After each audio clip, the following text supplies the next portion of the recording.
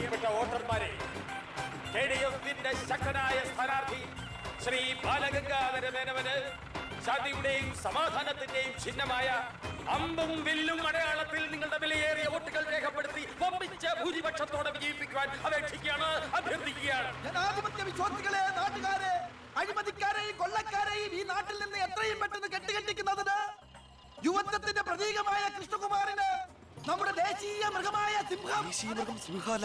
ഒന്നും മിണ്ടാണ്ടിരിക്കും. അത് തന്നെ ഞാൻ പറയാൻ പോണത്. നമ്മുടെ ദേശീയ മൃഗമായ കടുവയുടെ സ്വന്തം ചേട്ടനായ സിംഹം അടയാളത്തിൽ വോട്ടുകൾ രേഖപ്പെടുത്തി വിജയിപ്പിക്കണമെന്ന് അഭ്യർത്ഥിക്കുകയാണ്, അപേക്ഷിക്കുകയാണ്. ഇലക്ഷൻ ഫണ്ടിലേക്ക് സംഭാവനയായി കിട്ടിയ പണം മുഴുവൻ എടുത്ത് ഇളവാക്കേണ്ട കാര്യമൊന്നുമില്ല. അല്ലാതെ തന്നെ അച്ഛൻ ജയിക്കും, ഉറപ്പാണ്. അത് ശരിയാ. ഇനി അഥവാ തോറ്റാ തന്നെ ആ പണം എന്തെങ്കിലും സൈഡ് ബിസിനസിന് ഉപകരിക്കും. പിസ കച്ചവടോ കുഴൽപ്പണമോ. തോൽവി എന്ന വാക്ക് എന്റെ ചരിത്രത്തിലില്ല. സ്കൂളിൽ പോകാത്തോണ്ട് അവിടെയും തോറ്റിട്ടില്ല. ഞാൻ ഉദ്ദേശിച്ച എന്നെ തന്നെയാ. വന്നല്ലോ എതിർകക്ഷി. അയ്യോ ദേ അങ്ങോട്ട് കൊടുക്കടി. വോട്ട് ചോദിച്ച് തെണ്ടി തെരിഞ്ഞ് ക്ഷീണിച്ച് വന്നിരിക്കുക. കുടുംബത്തിന് മാനക്കേടുണ്ടാക്കാനും പത്രക്കാർക്ക് കഥകൾ ഉണ്ടാക്കാനും കോമാളി വേഷം കിട്ടി ഇറങ്ങിയിരിക്കുക. സംശയമുണ്ടോ? കഷ്ടാൽ കഷ്ടം. അച്ഛനെ കിട്ടേണ്ട കുറച്ച് വോട്ടുകൾ പിടിക്കുമായിരിക്കും, എന്നിട്ട് ജയിക്കൂ. അതുമില്ല.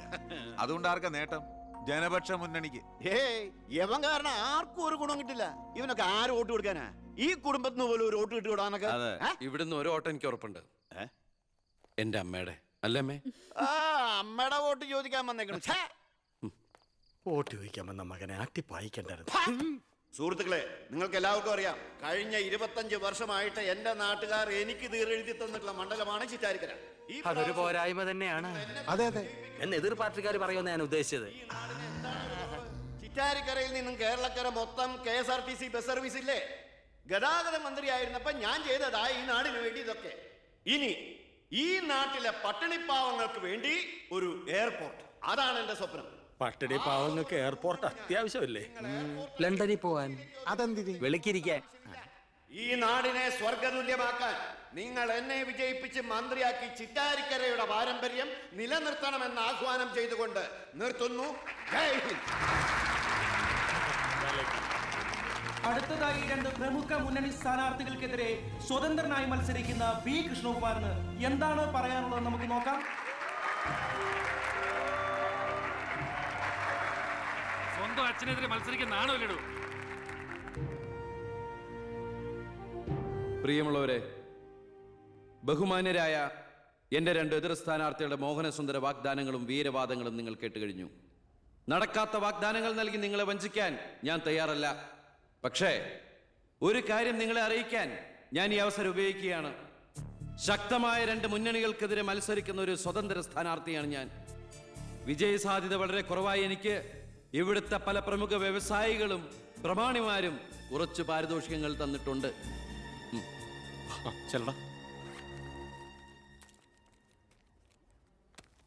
ഇത് 5 ലക്ഷം രൂപയുണ്ട്.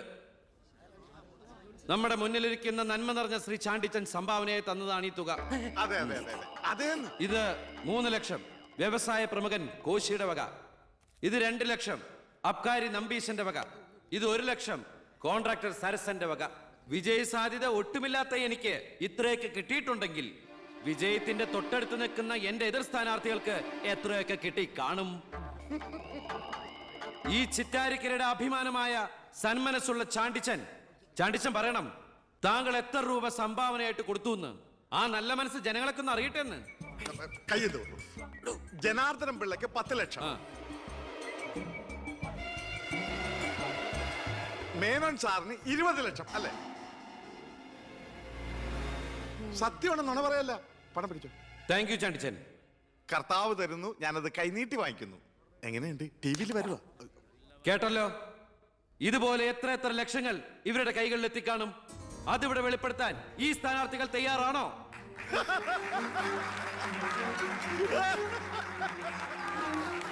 ബഹുമാന്യരെ, ഈ പണം കൊണ്ട് എന്റെ പോസ്റ്ററുകൾ അച്ചടിച്ച് ഈ മണ്ഡലം മുഴുവൻ ഒട്ടിക്കാം, ബാനറുകൾ കെട്ടാം, വോട്ടുകൾ വിലയ്ക്ക് വാങ്ങാം. പക്ഷേ ഞാനത് ചെയ്യില്ല. 25 കൊല്ലമായിട്ട് നിങ്ങൾ ജയിപ്പിച്ചു വിടുന്ന ശ്രീ ബാലഗംഗാധര മേനോന്റെ മണ്ഡലത്തിലെ ജനറൽ ഹോസ്പിറ്റലിൽ ഒരു ആംബുലൻസ് ഉണ്ടോ? അത്യാവശ്യ സൗകര്യങ്ങളുണ്ടോ? പ്രിയമുള്ളവരെ, ചാണ്ടിച്ചൻ നന്ദി 5 ലക്ഷം രൂപ ഇവിടുത്തെ ജനറൽ ഹോസ്പിറ്റലിന് ആംബുലൻസിനും മറ്റുള്ള സൗകര്യങ്ങൾക്കും വേണ്ടി ചാണ്ടിച്ചന്റെ പേരിൽ ഞാനിത് ഇന്ത്യ വിഷയം ഏൽപ്പിച്ചുകൊള്ളുന്നു. ഫോൺ സ്പോൺസേഡ് ബൈ വെണ്ടർ ചാൻഡീൻ എഴുതിയില്ലെങ്കിൽ ഞാൻ സമ്മതിക്കൂല. സുഹൃത്തുക്കളെ, ബാക്കിയുള്ള ഈ തുക പാവപ്പെട്ട കുട്ടികളുടെ പഠിപ്പിനും ഭക്ഷണത്തിനും അതുപോലെ ആരോരുമില്ലാത്ത വൃദ്ധജനങ്ങളുടെ സൗജന്യ ചികിത്സയ്ക്കുമായി ഈ തുക തന്ന ആളുകളുടെ പേരിൽ തന്നെ ഞാനിത് ഇന്ത്യ വിഷന് കൈമാറുന്നു. ജയ് ഹിന്ദ്.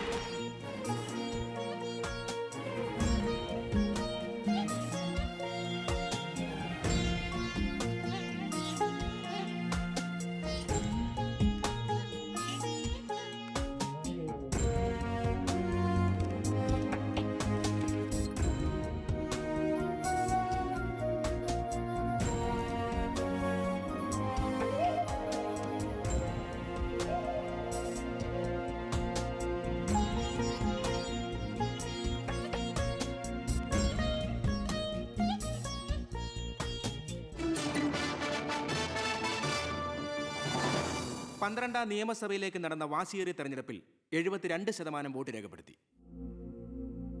വിവിധ കൗണ്ടിംഗ് സെന്ററുകളിലായി രാവിലെ 8 മണിക്ക് തന്നെ വോട്ടെണ്ണൽ ആരംഭിച്ചു. ആകെയുള്ള 140 സീറ്റുകളിൽ ഫലമറിഞ്ഞ 120 മണ്ഡലങ്ങളിൽ KDF 61, ജനപക്ഷ മുന്നണി 59 സീറ്റ് നേടിയിട്ടുണ്ട്. കേരളത്തിലെ മുന്നണി സമവാക്യങ്ങളെ അട്ടിമറിക്കാൻ പോകുന്ന പുതിയൊരു രാഷ്ട്രീയ ധ്രുവീകരണത്തിനുള്ള സാധ്യതയാണ് ഇപ്പോൾ നമ്മുടെ മുന്നിലുള്ളത്. ഒരുപക്ഷെ കേരളത്തിലെ അടുത്ത മന്ത്രിസഭ ഒരു തൂക്ക് മന്ത്രിസഭയായിരിക്കും. ഹലോ, എണ്ണിത്തീരാറായോ? ജനപക്ഷ മുന്നണി സ്ഥാനാർത്ഥി 4612 വോട്ടിന് അച്ഛൻ ലീഡ് ചെയ്യുന്നുണ്ട്. അടുത്ത CM അച്ഛൻ തന്നെ. ഇപ്പോൾ കിട്ടിയ വാർത്ത, പുതുശ്ശേരി മണ്ഡലത്തിൽ KDF സ്ഥാനാർത്ഥി തൊമ്മൻ ചാക്കോ 4000 വോട്ടുകൾക്ക് വിജയിച്ചു. ഇത്തവണയും ഭരണം ലഭിച്ചാൽ KDF-ൽ മുഖ്യമന്ത്രിയാകാൻ സാധ്യതയുള്ള ആളാണ് തൊമ്മൻ ചാക്കോ. വയനാട് ജില്ലയിലെ സംവരണ സീറ്റിൽ KDF സ്ഥാനാർത്ഥിയും ആദിവാസി നേതാവുമായ ശ്രീ പൊറ്റക്കുഴി ചെല്ലപ്പൻ തെരഞ്ഞെടുക്കപ്പെട്ടു. ഇപ്പോൾ കിട്ടിയ വാർത്ത, ചിറ്റാരിക്കര മണ്ഡലത്തിലെ വോട്ടെണ്ണൽ പൂർത്തിയായി. സംസ്ഥാനം ഏറെ ഉറ്റുനോക്കിയ മണ്ഡലമായിരുന്നു ചിറ്റാരിക്കര. മുൻ മന്ത്രിയും KDF സ്ഥാനാർത്ഥിയുമായ ശ്രീ ബാലഗംഗാധര മേനോൻ മുന്നിട്ട് നിന്നിരുന്നുവെങ്കിലും ഇപ്പോൾ 3ാം സ്ഥാനത്തേക്ക് പിന്തള്ളപ്പെട്ടു. ഇരു മുന്നണികളെയും പരാജയപ്പെടുത്തി സ്വതന്ത്ര സ്ഥാനാർത്ഥി P. കൃഷ്ണകുമാർ വിജയിച്ചിരിക്കുന്നു. KDF-ന്റെ സജീവ പ്രവർത്തകനും യൂത്ത് വിങ്ങിന്റെ ജില്ലാ സെക്രട്ടറിയുമായിരുന്ന കൃഷ്ണകുമാർ തെരഞ്ഞെടുപ്പ് പ്രഖ്യാപന വേളയിലാണ് രാഷ്ട്രീയ അഭിപ്രായ ഭിന്നതയെ ചൊല്ലി സ്വതന്ത്രനായി മത്സരിക്കാൻ തീരുമാനിച്ചത്.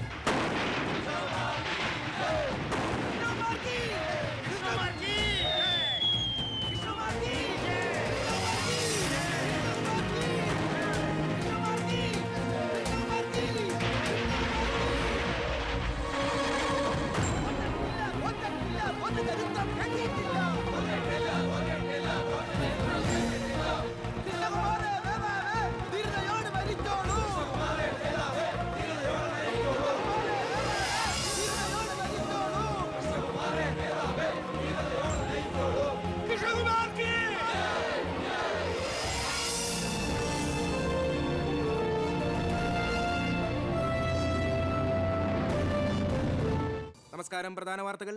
തെരഞ്ഞെടുപ്പ് ഫലം പൂർത്തിയായപ്പോൾ വ്യക്തമായ ഭൂരിപക്ഷം ആർക്കും ലഭിക്കാത്തതിനാൽ കേരള രാഷ്ട്രീയം അനിശ്ചിതത്വത്തിൽ. ഇരു മുന്നണികളും സജീവ ചർച്ചയിലാണ്. കഴിഞ്ഞ തവണ 100 സീറ്റ് നേടിയ മുന്നണിയാ, ഇത്തവണ അത് 70 സീറ്റിൽ ഒതുങ്ങി. അത് നിങ്ങളുടെ ഭരണത്തിന്റെ നേട്ടാ. അത് നിങ്ങൾ കാലുവാരി കൊണ്ട് സംഭവിച്ചതാ. ഇങ്ങനെ പരസ്പരം പഴിയാരാതെ ഇനി എന്ത് വേണമെന്നാണ് ആലോചിക്കേണ്ടത്. എന്തൊക്കെ പറഞ്ഞാലും മുഖ്യമന്ത്രി രാജിവെക്കണം. രാജിവെക്കാൻ ഇവിടെ ആരും മുഖ്യമന്ത്രി ആയിട്ടില്ലടോ. നമുക്ക് ഇവിടെ ഭരിക്കാൻ പറ്റുമെന്ന് ഒരു തീരുമാനമായിട്ടില്ല.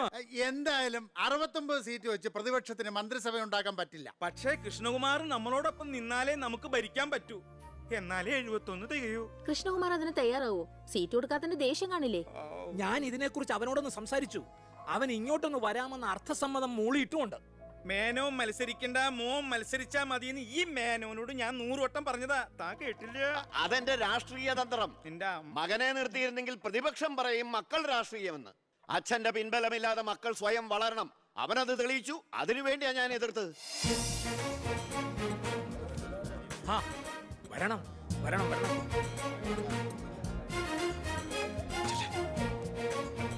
മിടുക്കൻ മിടുക്കൻ. എന്നോട് പിണക്കൊന്നുമില്ലല്ലോ. എന്തിന്? ഇത് പൊളിറ്റിക്സ് അല്ലേ? ഇവിടെ വേണ്ടത് സ്പോർട്സ്മാൻ സ്പിരിറ്റ് അല്ലേ? നീ ഇരിക്കടാ. അങ്ങോട്ട് ഇരിക്കേ. വേണ്ട സാർ. കൃഷ്ണകുമാറിന്റെ പിന്തുണ ഞങ്ങൾക്ക് പ്രതീക്ഷിക്കാമല്ലോ അല്ലേ? ഞാൻ പിന്തുണച്ചാലേ KDF മന്ത്രിസഭ ഉണ്ടാക്കാൻ സാധിക്കുമെന്ന് എനിക്ക് നന്നായിട്ട് അറിയാം. ചെറുപ്പം മുതൽ പ്രവർത്തിച്ചു പോന്ന പ്രസ്ഥാനത്തിന്റെ കൂടെ നിൽക്കാൻ എനിക്ക് സന്തോഷമേ ഉള്ളൂ. പക്ഷെ ഒരു ഡിമാൻഡ് ഉണ്ട്. ആഭ്യന്തരം എനിക്ക് കിട്ടണം.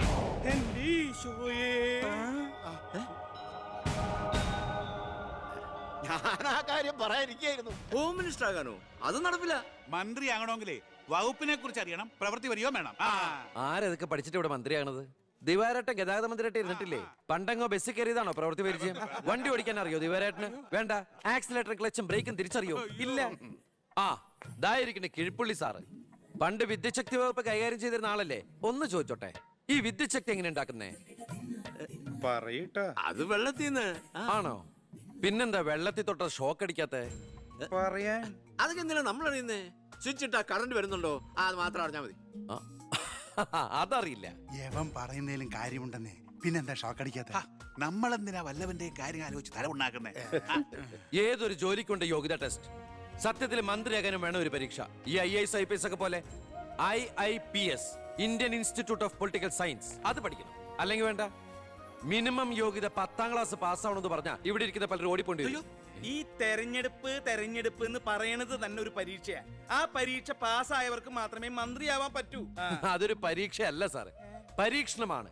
ഇവനെങ്കിലും ശരിയാവോ എന്നുള്ള ജനങ്ങളുടെ പരീക്ഷണം.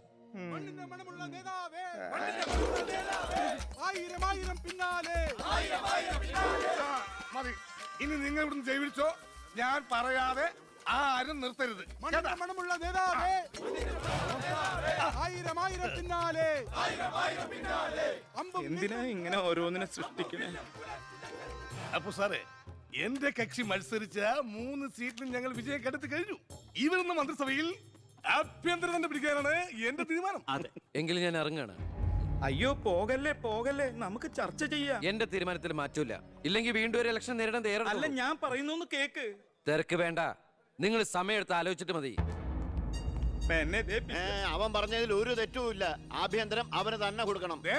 ആഭ്യന്തരം വിട്ടിട്ട് കാലിരിക്കില്ല. അഭ്യന്തരം എന്ന് പറയാൻ തനിക്ക് എന്ത് യോഗ്യതയാണോ ഉള്ളത്? മന്ത്രിസഭ ഉണ്ടാക്കാൻ അവൻ വേണം. കൃഷ്ണകുമാർ തനിക്കറിയോ? എന്നെ ഒന്നുകൂടെ വന്നേ. അവൻ പണങ്ങി പോയതാണോ? കാര്യം കാണാൻ കഴുതക്കാരും പിടിക്കണം. ഞാൻ ആരുടെ കാല് പിടിക്കണം പറഞ്ഞേ? തന്റെ കാല് പിടിക്കണോ? തന്റെ മോന്റെ കാല് പിടിക്കണോ? ഞാൻ ആരുടെയും പിടിക്കാൻ തയ്യാറാ. ഒന്നുകൂടെ ആലോചിച്ചിട്ട് പോരെ പക്വതയില്ലാത്ത ഒരുത്തന്റെ കയ്യിൽ ആഭ്യന്തരം കൊടുക്കാൻ. അവന്റെ പിറകിൽ ഞാനില്ലടോ. അവനെ മുന്നിൽ നിർത്തി ഞാൻ ഭരിക്കും.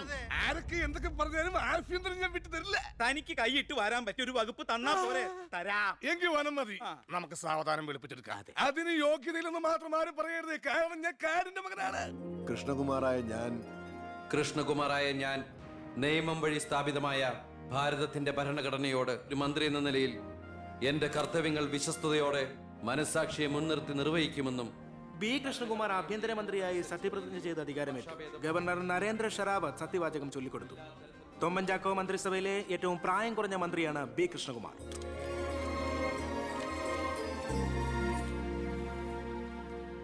പുരകത്തുമ്പോൾ വാഴ വെട്ടുന്നു എന്ന രീതിയിലല്ലേ ഭൂരിപക്ഷം തികയ്ക്കാൻ ബുദ്ധിമുട്ടിയ KDF നിന്നും നിങ്ങൾ ആഭ്യന്തരമന്ത്രി സ്ഥാനം വില പറഞ്ഞു വാങ്ങിച്ചത്? എനിക്ക് കിട്ടിയ അവസരവും ഉപയോഗിച്ചു എന്നുള്ളത് ശരിയാണ്. അത് പക്ഷേ എന്റെയും കുടുംബത്തിന്റെയും സാമ്പത്തിക ഭദ്രത അരക്കെട്ടുറപ്പിക്കാനോ അധികാര ദുർവിനിയോഗത്തിനോ അല്ല, മറിച്ച് എനിക്ക് കിട്ടിയ ഈ അധികാരം ജനനന്മയ്ക്കായി വിവേകത്തോടെ ഉപയോഗിക്കാനാണ്. അച്ഛനെതിരെ മത്സരിച്ചപ്പോഴുണ്ടായ മാനസികാവസ്ഥ? ഞാൻ അച്ഛനെതിരായിട്ടല്ല, അച്ഛന്റെ രാഷ്ട്രീയ നയങ്ങൾക്കെതിരെയാണ് മത്സരിച്ചത്. രാഷ്ട്രീയം വ്യക്തിനിഷ്ഠമല്ല. അച്ഛനെ തോൽപ്പിച്ചപ്പോൾ എന്തു തോന്നി? ഞാനല്ലോ തോൽപ്പിച്ചത്, ജനങ്ങളല്ലേ. രാഷ്ട്രീയക്കാർ കൊള്ളരുതായ്മ കാണിച്ചാൽ വോട്ടിങ്ങിലൂടെ പുറത്താക്കാൻ ജനങ്ങൾക്ക് അവകാശമുണ്ട്. അപ്പോൾ താങ്കളുടെ അച്ഛൻ ശ്രീ ബാലഗംഗാധരൻ ഒരു കൊള്ളരുതാത്തവരും അഴിമതിക്കാരും ഒക്കെ ആണെന്നാണോ ബഹുമാനപ്പെട്ട മന്ത്രി പറയുന്നത്? ഞാനൊരു വ്യക്തിയല്ല ഉദ്ദേശിച്ചത്. അച്ഛൻ കുറ്റവിമുക്തനാണെന്ന് തെളിയിക്കപ്പെട്ട താങ്കൾ ഈ മന്ത്രിസ്ഥാനം ഒഴിഞ്ഞ് അദ്ദേഹത്തിന് വീണ്ടും ഒരു അവസരം നൽകുമോ?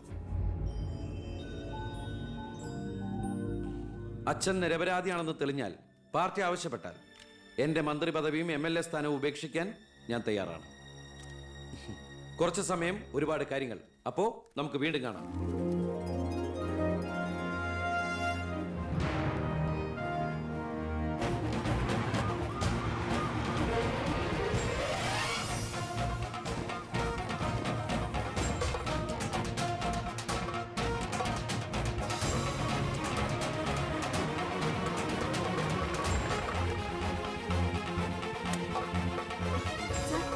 സോറി, ആ ആവശ്യത്തിലേറെ ചോദ്യങ്ങൾക്കുള്ള ഉത്തരം ഞാൻ പറഞ്ഞു കഴിഞ്ഞു. ഇനിയും ആവർത്തിച്ചാൽ വെറും വാചക കസർത്ത് നടത്തുന്ന ഒരു ഹോമിൻസ്ട്രായി പോകും ഞാൻ. പ്ലീസ് പ്രവർത്തിച്ച് കാണിക്കാനുള്ള സാവകാശം തരൂ. അപ്പൊ പിന്നെ കാണാം. സർ, സാർ പറഞ്ഞില്ലേ കറപ്ഷൻ ഇല്ലാത്ത officers. DYSP Anantharaghavan, sir. SI Prathap Varma, sir. Please come. നമസ്കാരം sir. Excuse me sir. Sir, ഈ മന്ത്രിസഭ കാലാവധി പൂർത്തിയാക്കൂ. ക്യാബിനറ്റ് മീറ്റിംഗ് കഴിഞ്ഞിട്ട് പറയാം. 5 കൊല്ലം ഞാൻ ഇവിടെ ഉണ്ട്. മീറ്റിംഗ് കഴിഞ്ഞിട്ട് പറയാം. മീറ്റിംഗ് കഴിഞ്ഞിട്ട് പറയാന്ന് പറഞ്ഞില്ലേ? എന്റെ പേഴ്സണൽ പ്രൊട്ടക്ഷൻ വിങ് എന്ന പേരിൽ